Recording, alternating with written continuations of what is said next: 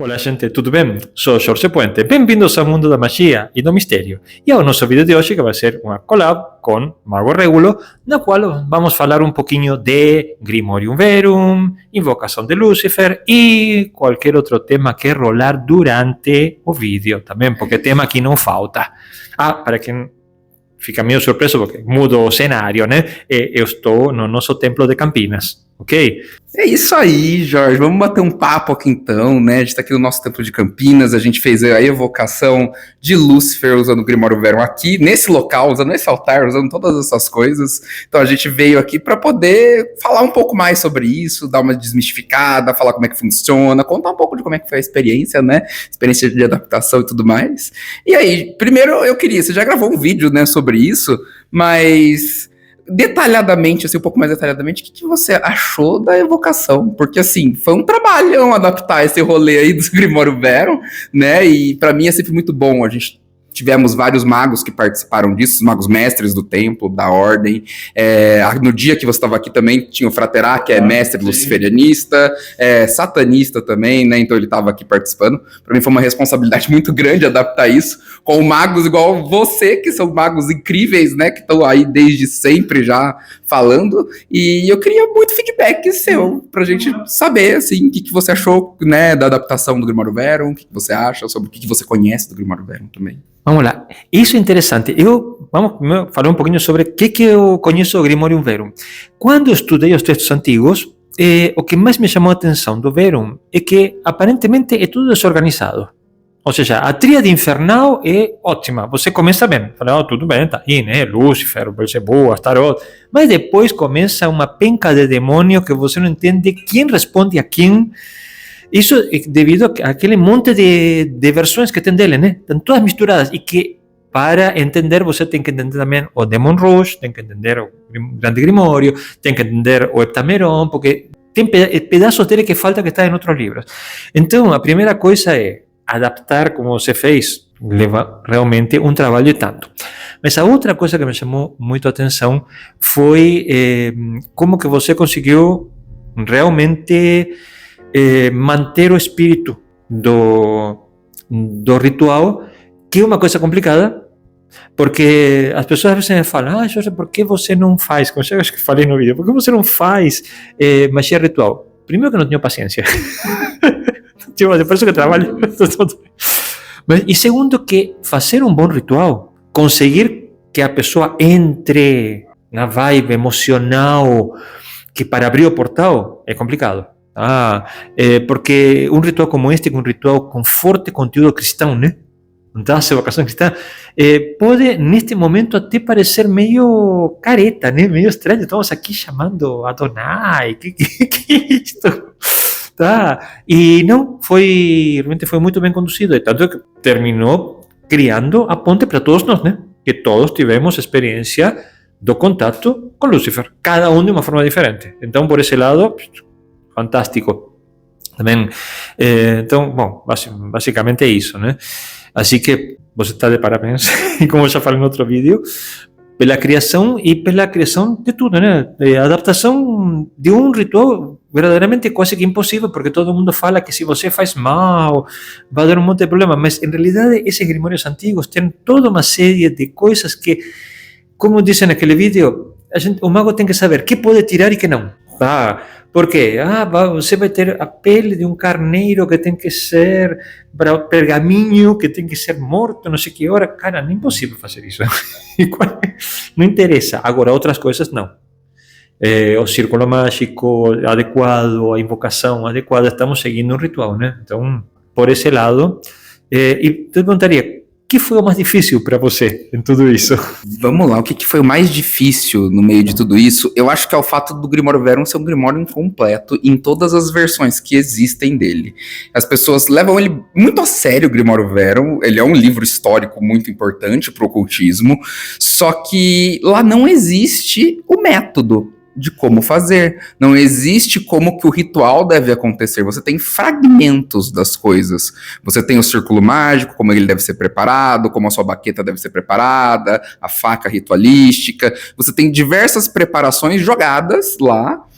E aí sim você tem que vir com conhecimentos de lugares e coisas diferentes que você precisa trazer para fazer ele funcionar.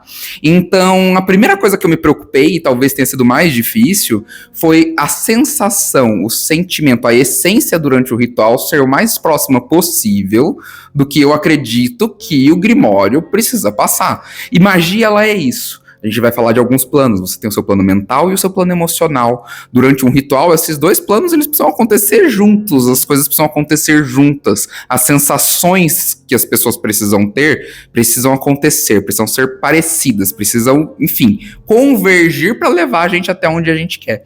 Então isso foi o mais difícil.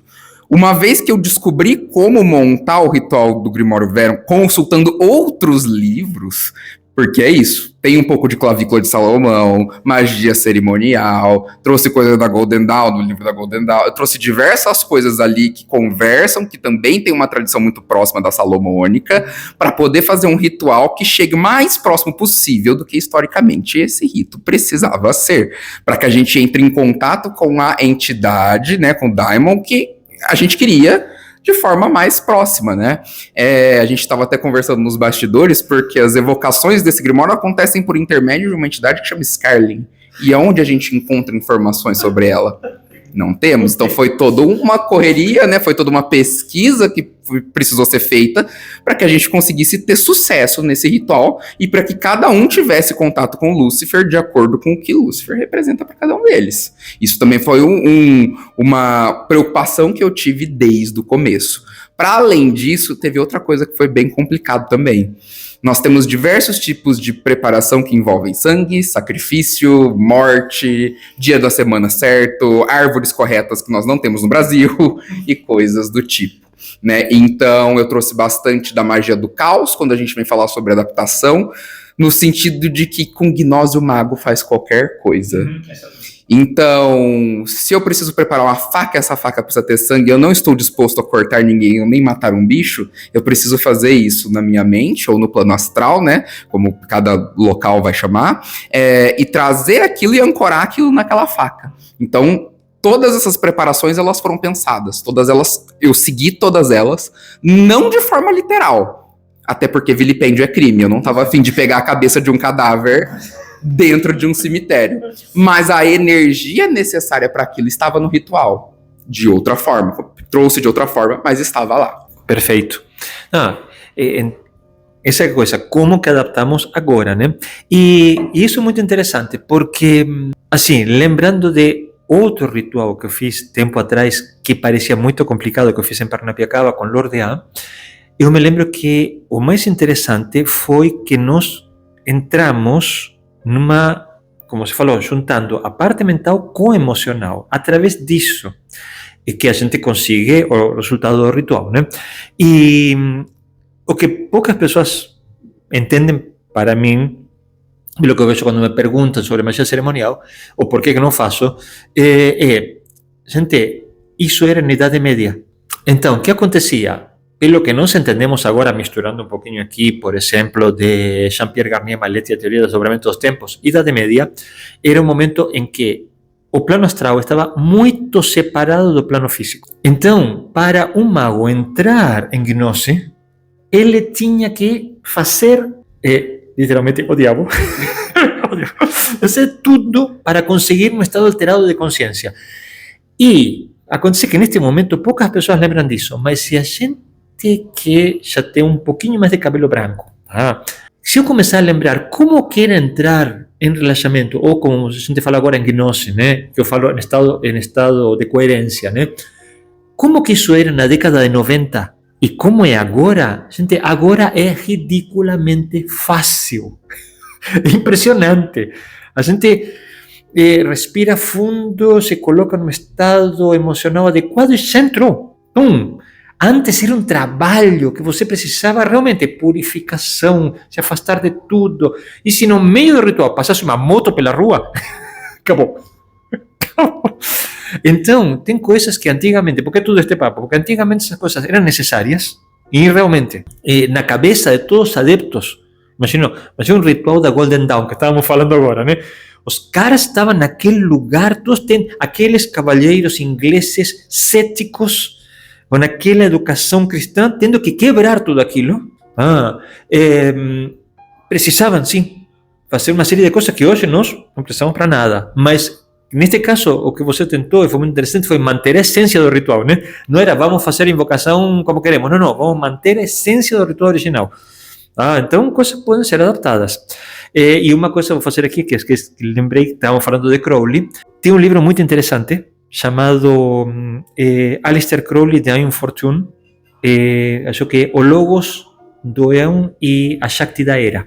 É muito lindo o livro, e ele fala que nós podemos fazer o que fazemos hoje porque teve duas pessoas que abriram os portais, que foram Aleister Crowley para o lado masculino e Diane Fortune para o lado feminino. Então, se nós conseguimos fazer hoje tudo o que fazemos sem aquela carga absurda em cima, e já temos bastante, né?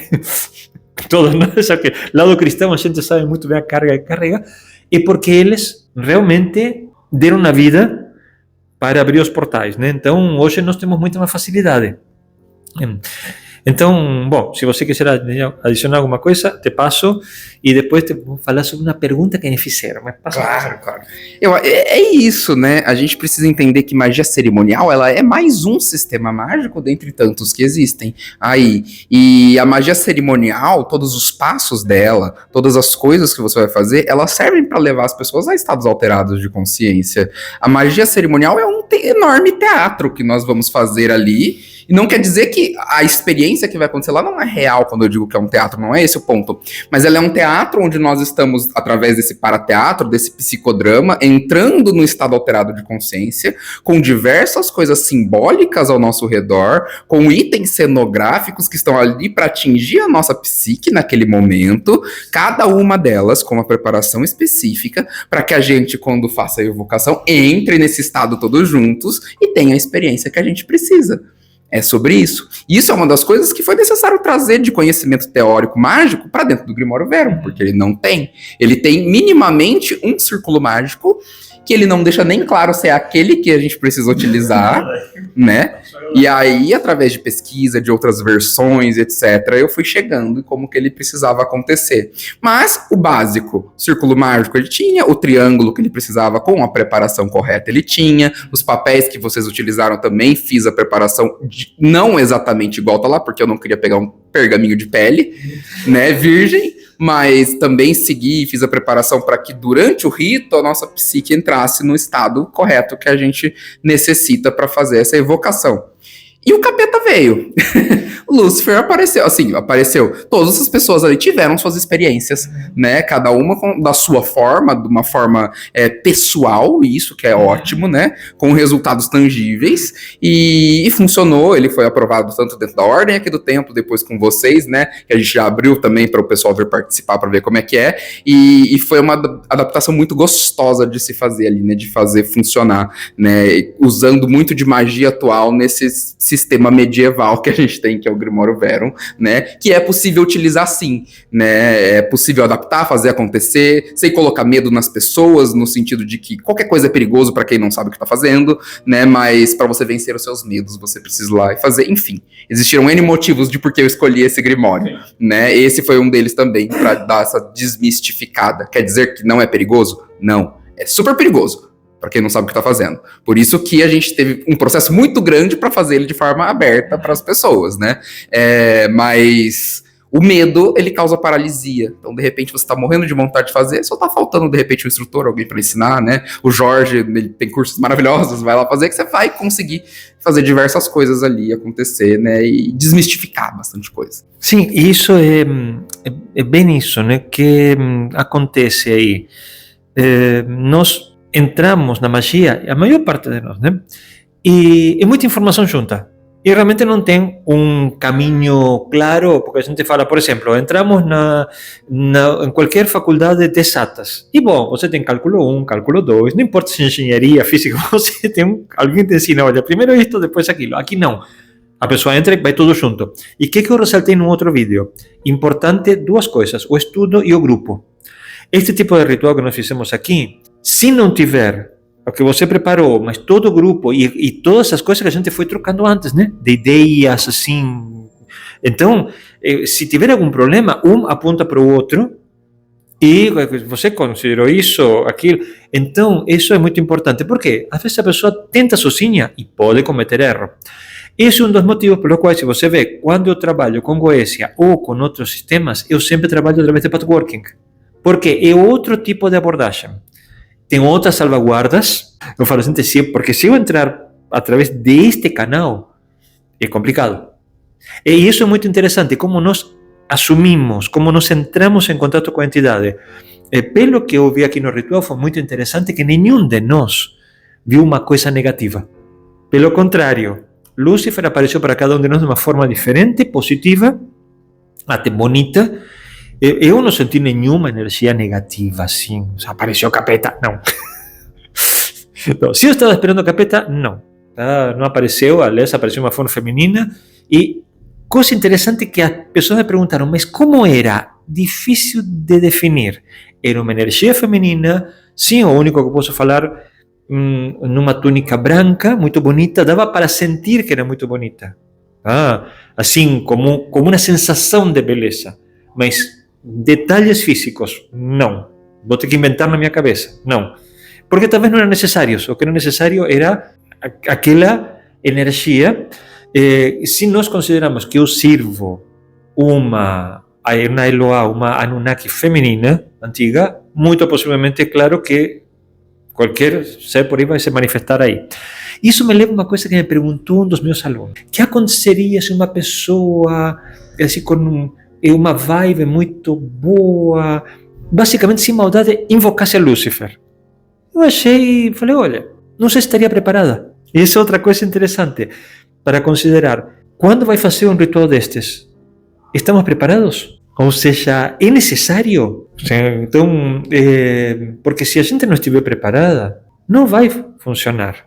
Eu me lembro que para chegar na Goetia, eu demorei anos de estudo. Por quê? Porque por toda a estrutura que eu tinha, cristã, tudo, eu rejeitava a Goetia. Goetia era considerada sumamente negativa. Demorei anos em tirar isso de cima e depois em criar um sistema de Goetia que fosse facilmente manipulável de forma segura pelos meus alunos, né? Falei, não, vamos fazer isto seguro, porque se a gente for pela emoção dada pelo ritual original, a gente está abrindo os portais extremamente negativos. Então, mas é interessante isso, considerar como nos aproximamos, tá? E se estamos preparados ou não, né? Coisa que agora, como nós estamos desmitificando muita coisa, fica mais fácil, mas sim, o ver é perigoso. A menos que a gente, eu estou vendo isso agora, se eu posso fazer, consiga entrar através de outra vibe nele, através de outros caminhos, porque o que esse grupo que usava, o mago que usava, porque a gente não sabe, né, quem que era, porque tal como você disse naquele vídeo, este é um livro, todos eles, né, mas este é um livro que devia pertencer a um mago ou a um grupo que sabia muita coisa. Ele sabia quem era essa tríade, ele sabia quem era o Sirach, ele sabia quem eram os duques. Não precisava explicar, então largou tudo lá dentro do livro. Sem círculo, sem nada. Porque o cara devia ter tudo, os caras eram tudo pronto. Aí nós pegamos aquilo, está tudo fragmentado. Se a gente entrar em uma vibe errada... Agora, negócio interessante. Quem que é o Lúcifer, né? Essa pergunta é muito boa. E eu vou até puxar o gancho do que a gente está conversando aqui agora. O que é estar preparado para fazer um ritual? É importante estar preparado para fazer, mas vamos elaborar um pouquinho isso, assim, porque eu convidei pessoas aqui que eu sabia que estariam preparados, são alunos meus aqui do templo, são alunos do templo, pessoas que eu sabia que iam tancar, iam conseguir fazer e participar sem ter nenhum problema. Eu acho que a primeira coisa de você estar preparado é você não ter medo. O que é muito complicado, porque quem procura normalmente na internet um tipo de ritual desse para fazer é uma pessoa desesperada. Se você entra num ritual desse desesperado, com medo, sem saber... Tem muita coisa lá que não é literal. Muita coisa que não é literal. O mago, ele tem um conhecimento esotérico para entender o que tá ali, né? A maior parte das pessoas profanas, elas têm um conhecimento exotérico, elas vão ler aquilo como uma história, né? Como algo realmente literal, né? E não é sobre isso. Então é importante as pessoas que vão participar saber exatamente do que se trata. Nem tudo que parece ser, é. E isso é muito comum em toda literatura mágica. Toda literatura mágica. Aí a pergunta é, quem é Lúcifer? Vamos lá. Qual Lúcifer? Eu acho que é a pergunta certa da gente fazer. Porque para um luciferiano, ele é o portador da luz. Para um católico, ele é o diabo. Para um evangélico, ele é o diabo, ele é mentiroso. Depende da pessoa. Então, se eu faço esse ritual, quem é o Lúcifer que vai vir? É o Lúcifer que você conhece. É o Lúcifer, pelo menos na aparência, na forma arquetípica que ele vai aparecer, porque a gente está falando de sensações, de energias daquele momento que estão despertando. Mas a aparência ela é arquetípica, ela vai falar com o que existe no seu inconsciente ali. Para mim, ele sempre aparece como um anjo muito bonito, muito grande, muito gigantesco, imponente, e que principalmente toda vez olha para mim e fala: não se ajoelhe diante de mim, porque eu não me ajoelhei aos pés de ninguém. Para mim, ele é dessa forma. Então, existiu uma preocupação nessa adaptação das pessoas conseguirem entrar em contato com a faceta de Lúcifer que elas conhecem. Magia sem autocontrole, autoconhecimento e autodesenvolvimento não serve para nada.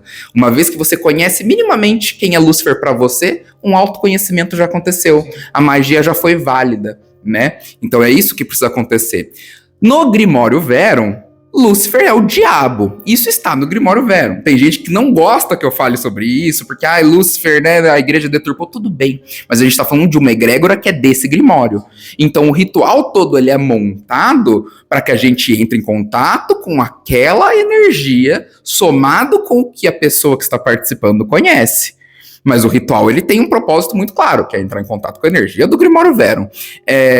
A gente também comentou bastante, né, sobre orações cristãs e etc., judaico-cristãs. O Grimório ele é cheio dessas coisas. Mas aí entra aquele conhecimento esotérico que eu disse. Quando nós invocamos Adonai, não é para que a presença do Deus Adonai esteja próxima, mas para que a gente empodere as pessoas que estão ali, para que dentro do círculo mágico, que é o universo que nós estamos criando, as pessoas lá sejam como Adonai dessa história. Para que as pessoas se empoderem, para que nada aconteça de errado, para que ela seja a criadora do universo dentro daquele círculo. Ali quem manda é ela. Então, desde o início, por que eu sabia que, mesmo sendo um grimório tido como perigoso, não ia dar nenhum problema? Porque desde o primeiro momento, as pessoas, desde que elas entraram na sala para participar, elas estão sendo empoderadas, estão sendo deuses do círculo mágico, estão sendo levadas a esse estado de ser deus do círculo mágico para que nada que elas não queiram que aconteça. Todos os magos precisam ter isso. Se você é um mago que não tem o menor controle do que acontece dentro do seu círculo mágico, é onde dá tudo errado. O mago dentro do círculo é Deus. Todos que participaram, antes de qualquer evocação, eles se tornaram deuses do círculo mágico. Se alguém ali decidisse que não queria ver, sentir, nem olhar, nem ter contato algum com Lúcifer, essa pessoa, desde o primeiro momento, estava empoderada para que isso não acontecesse. É um completo domínio da sua mente e da sua psique. Isso é importantíssimo, né? Principalmente quando a gente está falando de uma versão de Lúcifer, que é o diabo. O diabo, ele é, na igreja, né, como enganador, tentador, que vai tentar te ludibriar, né? O perigo desse ser, né, aparecer para qualquer uma daquelas pessoas é muito grande naquela hora. Então a pessoa tem que ter o domínio para saber lidar com isso quando ela aparece. E, principalmente, saber lidar com a faceta dela que vem para fora naquele momento. Porque a gente está falando de Lúcifer, lembra? É o Lúcifer que é o Lúcifer para aquela pessoa. Será que o seu Lúcifer, de repente, não vai cutucar alguma coisa que é uma sombra sua, um trauma, alguma coisa assim? E se cutucar, como você vai lidar com isso? Existe uma preparação para isso também, que precisa ser feita, que precisa entender. O caminho do mago é um caminho de autodesenvolvimento. Se você encontrar algo assim, você tem que melhorar. Banir. Isso é o caminho de ser mago. Bem, isso, sim. E outra coisa, quase com certeza, já também vão perguntar, se não me perguntaram, que eu ainda não tive tempo de responder as perguntas, tá, do vídeo, mas se nós invocamos o Lúcifer da igreja, o Lúcifer do mal, por que cada um de nós viu uma coisa diferente? Isso que é muito interessante, que na maior parte das pessoas pensa que magia é uma coisa absolutamente, digamos assim, cartesiana, né?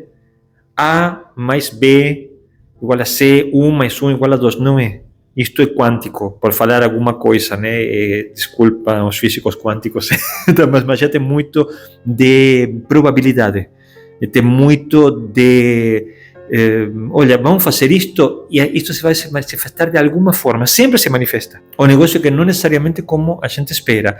Realmente, se o Lúcifer é tudo isso para a igreja, né? Por que nós terminamos vendo coisas positivas? Porque quando a gente trocou a figurinha depois, todo mundo teve uma versão positiva. Possivelmente porque todos que estávamos aqui tínhamos uma expectativa positiva. Nenhum de nós estava numa vibe negativa. Nossa, isto vai ser terrível. Não. E é interessante. Como, por exemplo, para mim se manifestar de uma forma feminina. E alguém me perguntou, mas Jorge, para você Lúcifer não é Enki? Porque uma das tantas facetas de Lúcifer é Enki. Falei, interessante. Possivelmente, racionalmente, para mim, Lúcifer pode ser Enki, como pode ser Prometeu. Como um dos seguidores falou aí, mas Lúcifer não é uma egrégora? Pode ser egrégora. O príncipe demônio que aparece no Grimório de Abramelin, também, que eu já trabalhei com ele, é muito interessante, parece mais frio, mais distante, né? Não foi nenhum deles. O que aconteceu? No momento que você abriu o ritual, você falou, na parte emocional, nós entramos em contato com aquilo que temíamos. No fundo foi isso, né? Ou aquilo que a gente tem medo de que nos faça perder o controle, enfim. E se vamos ver isso, cada um de nós viu uma coisa diferente que era o necessário. Eu não vou negar que depois do ritual eu fiquei um pouco diferente. Eu percebo, isso, minha paciência ficou mais curta.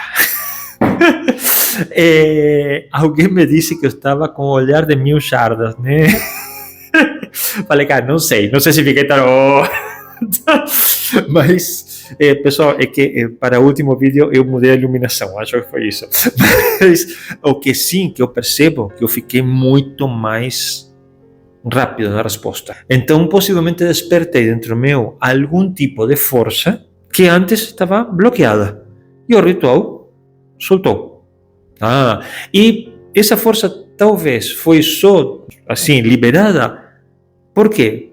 Porque nós quebramos as correntes. E a única forma de quebrar as correntes realmente é ir na contramão, né? Como que você consegue? Uma forma, sim, a gente pode ir através da parte positiva, mas uma rápida é ir na contramão. E o Grimório Verum vai na contramão. Como falam os meus amigos que são já de parte mais de esquerda, né, de Kimbanda e tudo, cara, tem vezes que não tem como. Não... Taca a destruição e ponto, né? E realmente, o objetivo do ritual era esse, né? Precisamente entrar em contato com uma energia que quebrasse as correntes. E quebraram. Qual foi? Mas não necessariamente que isso ia se manifestar de forma negativa. Se manifestou para todos nós de forma positiva.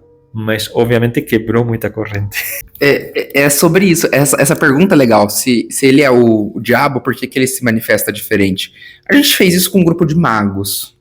Aqui. São um grupo de magos que ele já tem muito essa visão do diabo ressignificada em sua mente. Eu já tenho, a gente estava com o Fraterac, que é luciferiano satanista, as meninas que participaram são bruxas já, né, eu estava com o Leandro, que é nórdico aqui também. Então são pessoas que essa figura do diabo, Caio também, né, já é mago do caos. Então, assim, essa figura do diabo já é muito ressignificado para eles. Possivelmente, se tivéssemos um cristão participando, ele teria muito a visão do diabo cristão. Sim. Muito. E, inclusive, o ritual provavelmente seria muito mais aterrorizante para ele do que para qualquer um de nós que já está acostumado com esse tipo de interação, né? Mas é interessante, importante falar sobre isso, de sair diferente do ritual, mudei depois do ritual, porque o ritual e qualquer trabalho mágico é para isso. Se o ritual ele não muda você de alguma forma, ele não serviu para nada. Então, isso é uma frase que eu sempre costumo dizer. Você quer saber se o seu ritual deu certo? Você precisa sair diferente dele. É na hora, é no final do seu trabalho mágico. É no final do ritual que você já sabe se ele deu certo ou se ele deu errado. Porque você tem que sair diferente. Você muda dentro para ver mudança fora. Isso é hermetismo, né? Então, é assim que funciona. Se isso aconteceu, é ponto ponto positivo para o ritual, né? Também vai do autocontrole no sentido de que nós, durante o ritual, recebemos uma energia muito densa, né? Independentemente da forma como a gente olhou, visualizou, sentiu, a energia que a gente recebeu durante o rito foi uma energia de quebra de todos os grilhões possíveis para a gente conseguir chegar onde a gente quer e atingir aquilo que a gente quer. Então é uma energia densa, é uma energia do fogo que a gente recebeu naquele momento, né? E é sobre isso, é sobre mudar as pessoas. Aquilo precisava ter efeito nas pessoas, precisava acontecer coisas. Eu tive diversos efeitos, né? Principalmente como a pessoa que está fazendo o ritual, são efeitos um pouco diferentes, mas tive vários, né? E todas as pessoas que estavam ali relataram coisas também que, enfim, modificaram pós-ritual, né? Situações, sentimentos e coisas que aconteceram para aproximar as pessoas do que elas queriam. Então é bem sobre isso mesmo, tudo que precisa, né? Que precisa acontecer para dar certo. E também é interessante agora que você falou do clima e da energia, porque outro dos meus seguidores me perguntou sobre que eu tinha falado que a atmosfera estava densa, né? Então, a energia estava densa. E explicar isso, que muitas vezes em magia, energia densa não necessariamente significa negativa ou maligna. Significa que nós estamos acessando um nível do astral com uma energia mais denso, pessoal. É como vocês se sentem no momento que estão assistindo, por exemplo, um filme de suspenso. Uma coisa, eu estou na frente da Netflix agora, não mais do televisor. Televisor é coisa do século passado, pessoal, por favor, tá? Estamos no computador e estamos vendo um filme. É tenso. A gente está, nosso emocional baixou vários níveis.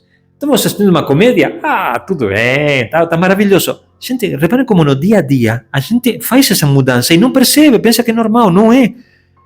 Tanto que a gente pode passar muito mal assistindo um filme, assistindo certo tipo de filmes. Um filme de violência, por exemplo, abaixa a nossa energia emocional para pôr a um também. Então, o que acontece? Num ritual destes é necessário baixar a energia, porque a faixa que estávamos precisando era essa, mas não tem nada de errado. A mesma coisa, por exemplo, que trabalhar com Goécia. Vamos trabalhar uma faixa de energia um pouco mais densa, não importa se a gente acessa através de um ritual mais formal, luciferiano, por exemplo, ou com pathworking, mas nós vamos trabalhar uma faixa um pouco mais densa e mais próxima deste plano, que é muito importante. Porque as pessoas me perguntam isso, Jorge, mas qual é a diferença? Quanto mais próximo deste plano, mais rápido o resultado. Não quer dizer que um ritual com magia angelical não funcione. Funciona, mas vai demorar um pouquinho mais, às vezes. Por quê? Porque os caras vão operar mais no plano mental, no emocional superior, vão modificando. Aqui não. Quando a gente vai entrando em planos densos, mais próximos deste. Denso que sim, mais próximo deste. Inclusive, pode passar um pouquinho para o -1, quando a gente abre portais, por exemplo, para Sete Além. É decir, a gente vai descendo, baixando a energia, e é necessário, não tem nada de errado. O resultado vai se manifestar mais rápido. O único problema é que, às vezes, o tipo de entidade que trabalha nestas energias mais densas é mais complicada para controlar. Então, para um mago iniciante é muito mais fácil trabalhar com uma magia angelical, também, a menos que se sinta muito cômodo, que pode ser, com magia goética, com algum tipo de magia assim, que você fala, o cara nasceu para isto. Pode ser. Ou que comece através de uma versão mais light, como por exemplo que eu coloquei de Goécia no meu livro, né? Que é muito mais calmo, eu entro numa onda muito mais semideuses, então, mas aviso, olha, cuidado que 4 ou 5 aí são meio perigosos, não chamo Glacial Águilas porque é tomado também, pelo menos na entrada, mas tem que colocar porque está no 72, tem mais agora. Como me disse alguém, você desmitifica, você tira o peso. Ontem um dos meus alunos me falou, Jorge, você me tirou muito peso de cima, essa forma tranquila. Eu falei, sim, são semideuses para mim, tá? Agora, depende como que você acessa esse semideus. Se entrar através de uma vibe tipo Grimorium Verum ou Goécia original, você acessa através de um monte de preconceitos. Você vai ver um demônio, você vai ver e vai saber que tipo de energia também entra, né? Mas se você acessa de uma forma mais tranquila, tudo bem. Agora, certas energias não, né? São mais pesadas. Mas, de resto, energia densa é uma coisa simplesmente necessária para certo tipo de ritual. Pronto, não tem...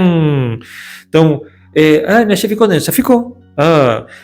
Teve elementos interessantes. Por exemplo, quando o fogo começou a crescer. Eu falei, a gente olhava aquele, você aqui invocando e nós vendo a labareda subindo. A gente não podia sair do círculo mágico que ia subindo. A gente está funcionando até demais. Sim. Aí você vê que a energia está aumentando e é necessário. Então, se a pessoa não estiver preparada, como se a pessoa não estiver preparada, vai assustar. Acontece que nesse caso éramos todos ou magos já formados ou estudantes avançados, então tudo bem, tá? Se não, não é um tipo de ritual que recomendaria para uma pessoa que está iniciando. Vem para... Não, a menos que esteja muito bem preparada, sei lá, mas com um professor do lado, mas se não, espera um pouquinho. Não, a gente ainda tem marcas aqui, ó, tá vendo? Depois eu tenho que até tirar isso daí, limpar. Mas o que acontece é o seguinte, falando da questão de energias densas e tudo mais, densas e sutis, acho que a gente pode começar separando elas assim, depois a gente separa elas de diversas formas. Vamos trazer isso pro prático, pro atual. Vocês provavelmente conhecem pessoas que são muito boazinhas, que são pessoas maravilhosas, muito boazinhas, que fazem muitas coisas para os outros, etc e tal. A tendência, não estou dizendo que acontece com todos, a tendência é essas pessoas serem feitas de trouxa de diversas formas possíveis. Algumas pessoas, para trazer um equilíbrio para a sua vida, precisam de energias densas. Ainda mais se é uma pessoa que, de modo geral, ela tá no sutil sempre. Da mesma forma, a pessoa que é densa, aquela pessoa deprê pra baixo, que é tudo muito difícil, é tudo muito complexo, né? Até uma pessoa muito proativa também de estar na parte densa, assim, de diversas formas. Não é uma pessoa muito emocional, às vezes ela precisa da sutil. Então, assim, não é que uma é positiva, outra é negativa, no sentido uma é boa, outra é ruim. Depende do que você precisa. Eu me considero uma pessoa bem equilibrada de modo geral, mas eu faço atendimentos mágicos, quando eu vejo que a pessoa tá muito no sutil, eu taco energia densa para ela de diversas formas. Porque eu sei que se eu jogar bastante energia densa, ela não vai ficar densa, ela vai ficar equilibrada. E é isso que ela precisa. Entende? O equilíbrio é essencial. Então esse tipo de ritual é interessante para algumas pessoas. Eu, quanto mago do caos, sempre olho para as pessoas que me perguntam, mago, posso fazer? Eu falo, gente, qualquer pergunta que começa com pode, a resposta é sim. Mas responsabilize-se pelo que você vai fazer. Esse é o ponto, né? Eu estou sempre lá no Instagram, nas minhas redes, desmistificando, tirando o medo das pessoas. Por quê? O medo faz com que você entre num ritual desse e as coisas deem errado. Não é meu papel botar medo, mas sim desmistificar. Então, quer fazer? Eu não sou a pessoa que vai falar para você não fazer. Conheço todos vocês que estão assistindo? Não. Possivelmente tem pessoas que vão fazer, se sentir super bem, entrar numa vibe legal, resolver. Tem outras pessoas que vão fazer tudo errado, entrar numa loucura, achar que Lúcifer tá ali pra sempre, que vai tentar te matar. E é sobre isso. Então, assim, recomendo para todos? De jeito nenhum, né? De jeito nenhum. Mas se me perguntarem se pode, a resposta dentro da magia do caos é sempre pode. Teste. Faça, né? Se você não fizer, você não vai aprender o que é magia. Nunca, né? A prática traz a perfeição. Mas assegure-se que tenha pessoas próximas de você para te ajudar, para tirar você das loucuras mágicas que as pessoas entram, né? Desmistificar coisas, né? Entender que nada muitas das coisas não são literais, né? Outras são. Então isso vem com prática, com tempo, com mestres, com pessoas que vão ensinar você desde sempre, né?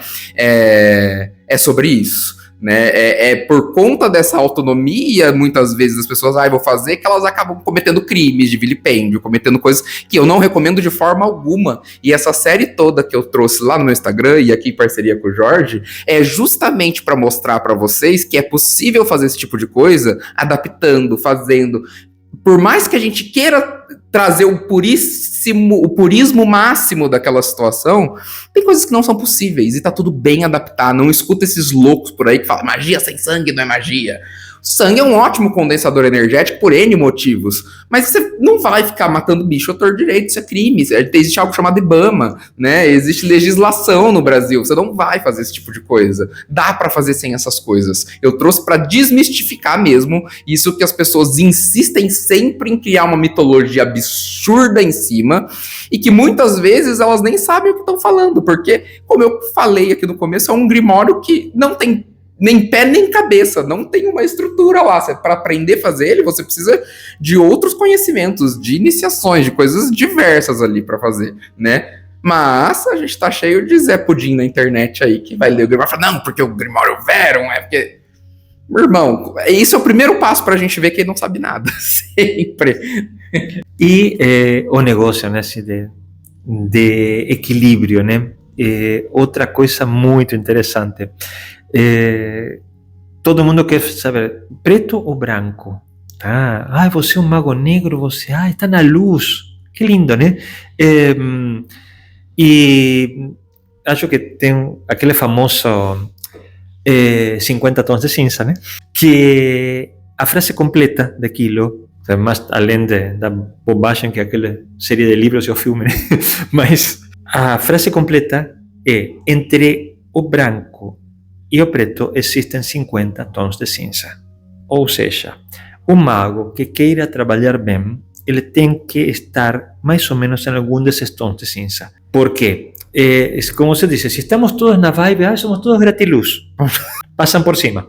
Se a gente vai para o outro lado, perde o controle e vira um psicopata. Egoísta, manipulador. Então, qual é a solução para isso? Estar no meio. Entender que temos que ser sensíveis, sim, temos uma parte emocional, isso que nos diferencia dos Anunnaki. E ontem me perguntaram isso, mas qual é a diferença entre nós e os Anunnaki?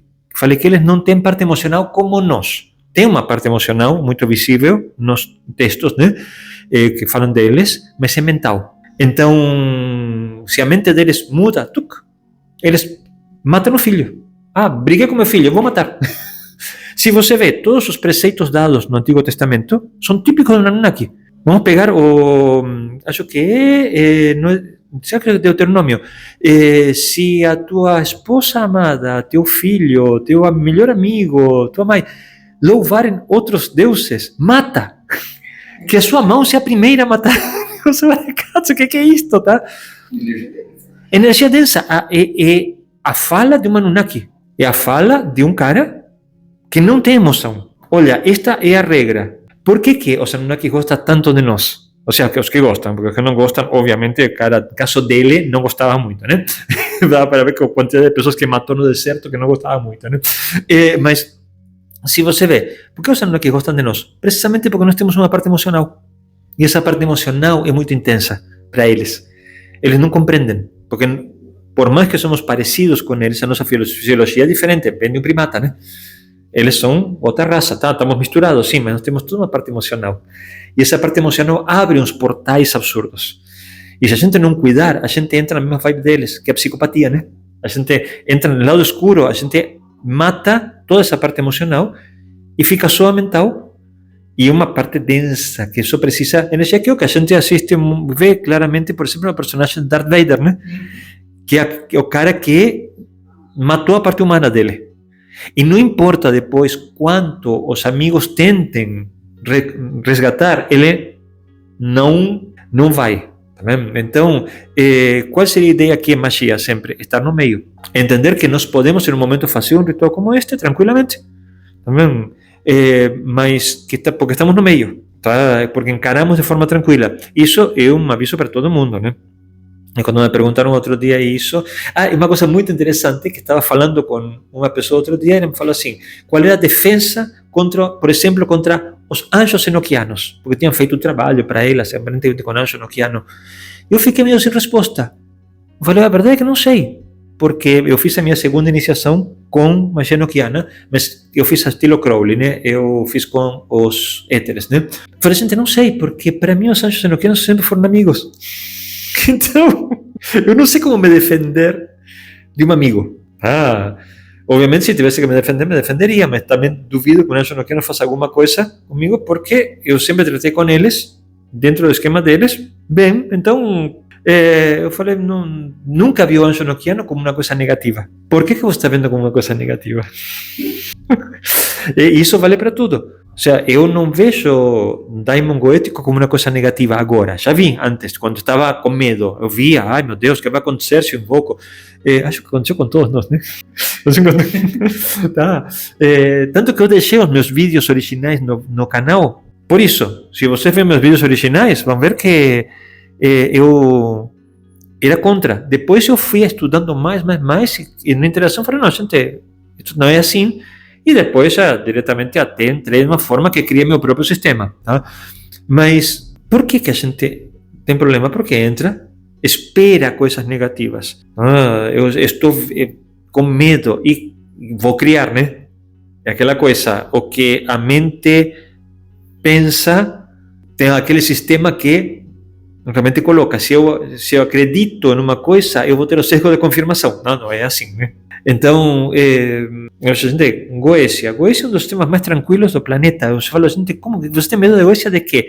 Que estávamos falando agora. Eu pego a lista de daimons goéticos, que chamamos daimons, porque antes eram demônios. Que este faz? Este traz mulher para você. Opa! Este aqui ensina astronomia e artes liberais. Este encontra tesouros. Este melhora os teus relacionamentos com os superiores. Puta, demônio fraco, hein? Porque o demônio na minha época assim matava, destruía, queimava, queria destruir o mundo. Também.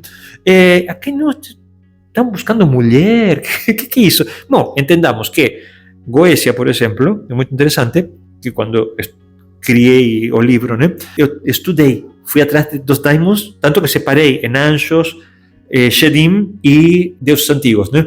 E quando eu fui estudar, percebi que muitos deles derivam do livro de Spirits, que é um livro em francês muito antigo, e se chama Livro dos Espíritos, porque não são chamados de demônios, são chamados de espíritos, são mesmo, tá?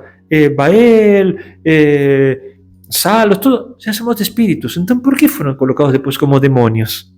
Porque vendia mais, né?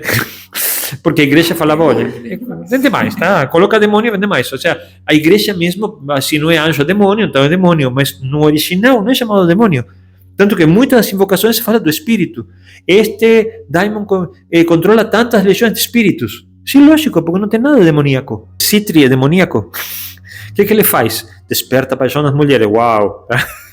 Eu só queria fazer um adendo, porque falando de Citri, eu acho sensacional, porque quando você vai no bestiário da Goethe original, Citri tá como desperta a paixão de mulheres, faz as pessoas tirarem a roupa pra você e expulsa o seu vizinho.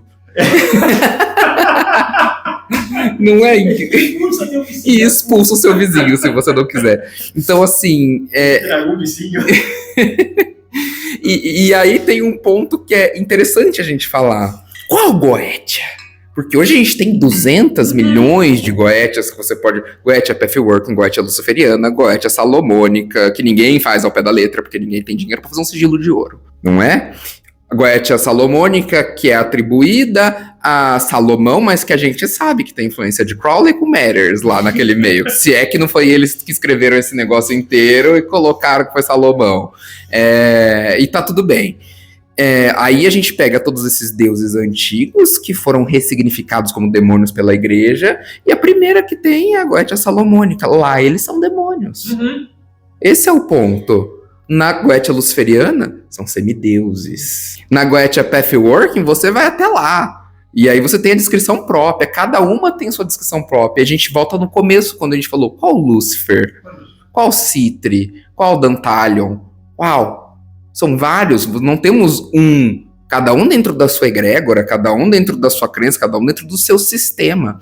Então, é uma questão de ressignificação de símbolos, e às vezes até de esvaziamento do símbolo. Hoje a Goethe, ela já é muito, sei lá, há 5, 6 anos atrás, 10 anos atrás, Goethe era algo muito poderoso e muito oculto. Sim. Hoje você passa no Instagram ali, o que mais tem a gente fazendo Goethe, o pessoal já quase reduziu a Goethe à relevância de uma simpatia. Não é verdade? É verdade. Então, assim, já é algo muito desmistificado, muito tranquilo, né? As pessoas têm diversas formas de fazer Goetia, né? Contudo, existem outros rituais também que são já mais ocultos ainda e tudo mais, né? Que o símbolo não foi tão esvaziado, né? E essa é a questão de quando a gente fala que o mago perde o controle de uma egrégora. O egrégora da Goetia já perdeu o controle. Você já tem gente chamando o Citri, assim, ó, acabou. Meu irmão. Meu velho, vem cá, vamos conversar. Gente, quando eu criei o pathworking meditativo, que é interessante que o pathworking, por exemplo, que usamos no curso de Goécia, no meu curso, não é o mesmo do livro. A pessoa fala, é diferente por quê? Porque o do livro é programado para poder bater papo. Abre o canal e fica, que não tem perigo. Fica conversando. Utiliza mesmo o daimon como se fosse um conselheiro. Às vezes o daimon não vai ter tempo, vai deixar com você algum dos servidores dele que vai ser teu companheiro, etc. Mas aí, isso que você falou, qual, me lembrou de uma coisa que eu coloquei no último vídeo como abertura. Uma situação que me aconteceu com a minha última mestra, que era uma mulher fantástica e não era uma maga, assim como a gente conheceria, era mestra de Reiki, né? Porque, entre outras coisas, eu sou mestre Reiki, está tudo bem, tá? Mas eu tive 5 mestres, e a última era fantástica. Infelizmente, eu perdi ela uns anos atrás, e me lembro quando eu cheguei para dos dias da minha iniciação, tem primeiro nível, segundo nível, terceiro nível, chego, não me lembro qual é, e estacionei o carro. Eu achei que era para o primeiro, porque depois ela mudou. E o bairro era meio perigoso, né? Eu falei, mestre, dá para deixar o carro aqui, é seguro? Ele olhou para mim assim e falou, depende, o que você tem na cabeça? Assim. Eu peguei a chave e falei, entendi, eu entrei. Ela falou, se você está esperando que roubem teu carro, possivelmente roubem, tá? Com a energia que vamos mexer hoje aqui, você pode materializar qualquer coisa. O que você está esperando? Então, isso é muito interessante. Quando nós nos aproximamos deste tipo de magia, porque quando a gente está na magia, erradamente, na magia angelical, porque já fizemos aquela palestra no nosso templo em São Paulo, Anjo da Destruição, né? Quando eu falo, ai, que você faz magia angelical, que bonito, porque você não conhece os malaquim, porque senão sai correndo, né? Umas magias mais, tipo de magia mais poderosa que existe, porque os malaquins são violentíssimos, né? Mas, dentro de tudo, são mais estruturados, né? Mas, quando você entra aqui, com que espírito você entra? Com o que você leva dentro? Porque muito possivelmente o mundo vai te devolver isso, né? Então, é bem isso. Qual Lúcifer? Qual Daimon? Depende, como que estamos encarando.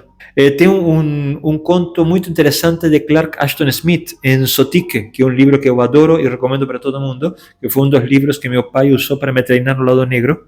Meu pai me treinou no lado negro com Lovecraft e com Clark Ashton Smith, entre outros, né? Isso que é um mago negro. Excelente. Excelente. Ele me treinou de forma lúdica. Não me falou, olha, meu filho, eu vou te ensinar os rituais do mal. Imagina, você crescer com um pai mago negro e com um tio vampiro, é fantástico também.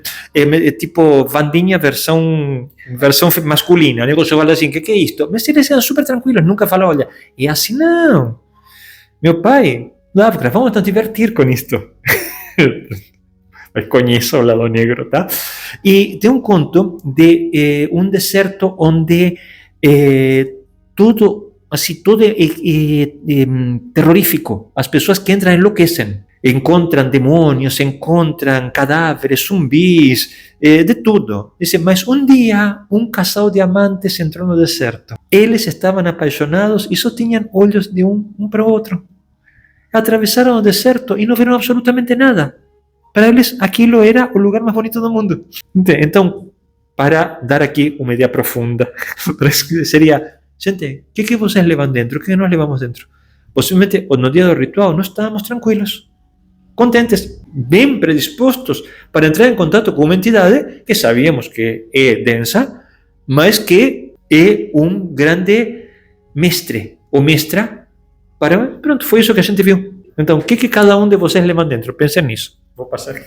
E tem um ponto que eu queria falar, assim, né, e eu sempre gosto de falar isso também, porque eu acho que isso desmistifica bastante coisa. A magia, ela nunca tá no símbolo, nem na entidade. A magia tá sempre no mago. Quem faz as coisas acontecerem é o mago, os magos que estavam aqui. Não foi o mago que fez apenas. Cada um de vocês é a via de manifestação mais rápida para sua magia acontecer. Então a tendência é, igual aconteceu com o Jorge, você mudar por dentro após um ritual para que ela aconteça enfim, através de você, né? Então, a noite ela tava muito boa, foi uma noite propícia pro ritual, estávamos todos ali conversando, trocando ideia, eles tiraram uma tarefinha de fazer o lamen antes de proteção, né? Eles fizeram o lamen segundo o Grimório Verum, da forma como estava lá, nós ativamos esse lamen durante o ritual para que qualquer coisa aconteça depois, você vai, destrói aquilo, né? E aí tudo se apaga, tudo que estava ali terminou. Então, A magia, ela começou desde o momento onde eles pisaram aqui, desde o momento da preparação, desde as conversas que eles estavam, desde a hora que eu estava arrumando aqui dentro e eles estavam lá fora, para deixar já eles numa mente tranquila, num momento gostoso, numa troca de ideias legal, para que eles entrassem da forma como eu queria aqui no ritual. Que é num estado de neutralidade, sem angústia, sem medo, sem aflição, sem nada. A partir da neutralidade, inclusive se seu banimento não te leva à neutralidade minimamente, você está fazendo ele errado, para que você entre neutro, aí sim a gente recebe a energia que a gente quer para aquele momento funcionar, para aquilo funcionar, para que não exista uma interferência, né? Para que nessa alquimia, né, de sensações, sentimentos, de energias que a gente tem ali, né, a gente consiga o purismo do que a gente queria. E é sobre isso, né? Então, tudo isso precisa ser muito pensado. Por isso que magos são buscadores do conhecimento. De todos os tipos, porque a gente pensa desde sempre, desde a preparação e etc e tal, né? E é isso, é uma questão da condução da coisa para que tudo funcione como precisava, né? Foi tudo ótimo, foi muito bom a forma que aconteceu. Gostei muito de ter o Jorge aqui, né? Lá no meu Instagram ainda tá saindo collab com os depoimentos das pessoas que participaram, já saiu de todos quando eu fiz com eles lá na ordem, né? Então, dos magos mestres aqui do nosso templo, que participaram, deram aval deles, etc. Lá tem mestre luciferiano também, e ele é luciferiano, não é satanista esse. Então ele passou já o depoimento dele também, depois agora com os neófitos, depois que eu preparei para eles participarem, tivemos a presença do Jorge também, do Fraterá, tá saindo o depoimento de todos eles para todo mundo ver lá e assistir o que cada um achou, e o meu vai ser o último, porque é isso aí, né? De ter que engajar todo mundo até o fim, sempre. Bom, então acho que depois desta conversa, você quer adicionar mais alguma coisa? Não sei, eu acho que assim, a gente tá num momento muito bom da magia de modo geral, sabe? Lugares como o nosso templo, assim, estão surgindo cada vez mais para que as pessoas possam vir, aprender, fazer, participar de uma evocação de Lúcifer, por que não, né?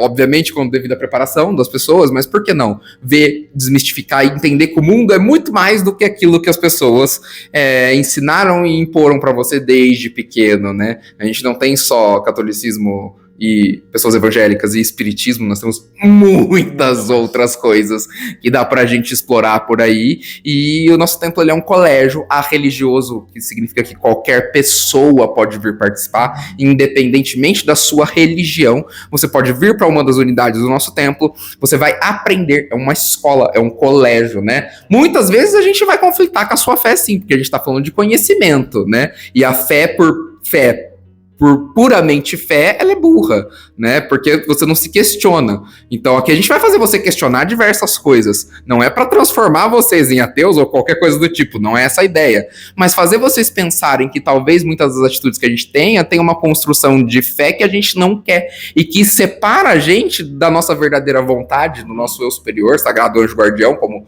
dependendo da tradição a gente vai chamar, né? Para que você possa se tornar aquilo que por muito tempo você deixou para trás, que é ser você. Então as unidades do nosso templo estão aí para isso, para te ensinar magia, para te colocar no caminho do mago, né? A gente está com unidade aqui em Campinas, São Paulo, Belo Horizonte, Rio de Janeiro, para todo mundo poder participar. Tudo começa no desenvolvimento mágico e dali para frente você vai galgar os graus, porque a gente é um colegiado mágico com uma ordem iniciática dentro.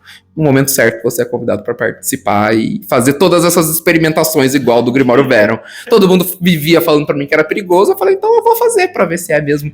Vamos lá.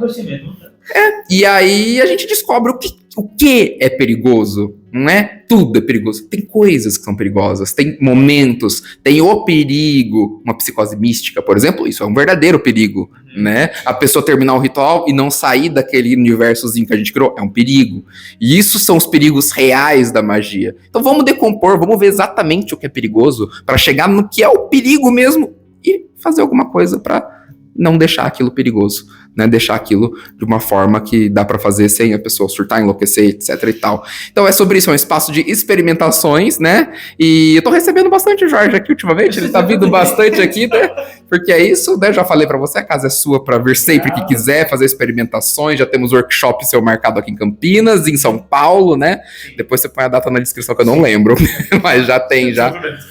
Para poder vir assistir, participar aqui com o Jorge, ver o que ele tem para falar, explicar. Eu não sei qual é o tema do seu workshop ainda, para passar para as pessoas.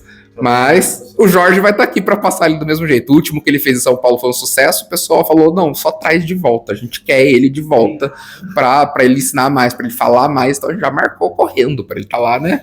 E é isso. Então vai estar lá em São Paulo, aqui em Campinas também, né? Quem sabe a gente não te leva para outras unidades BH. Passear um pouquinho. Pessoal, muito obrigado pela presença de vocês. Eu vou encerrar aqui com uma ideia que acho que ressoa ao longo de todo este vídeo.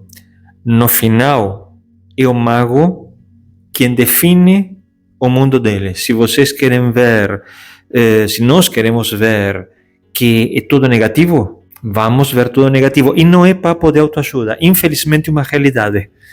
Eu tenho um baralho com um pouquinho mais de cartas, eu tenho 5 cartas mais, e uma delas é o multiverso, tá bem?